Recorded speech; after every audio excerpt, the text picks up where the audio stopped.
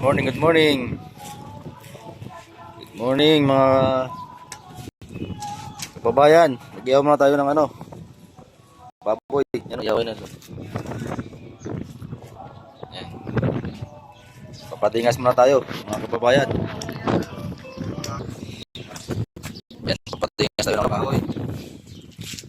Mag-ihaw tayo mga kababayan ng ulam oh. Baboy na naman, baboy manok lang dito yung ulam. Mahal yung isda.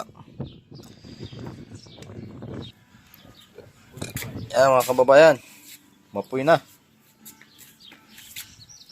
Yan ang ginagamit na bonfire dito ng mga kapitbahay namin.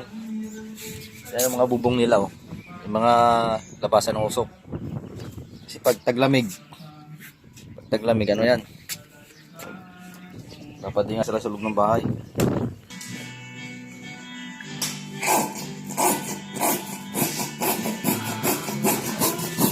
Anuhin mo kaibigan ko.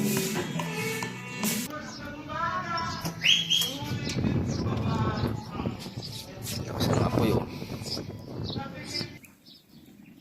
Bisa na, yaw-yaw, pangulam.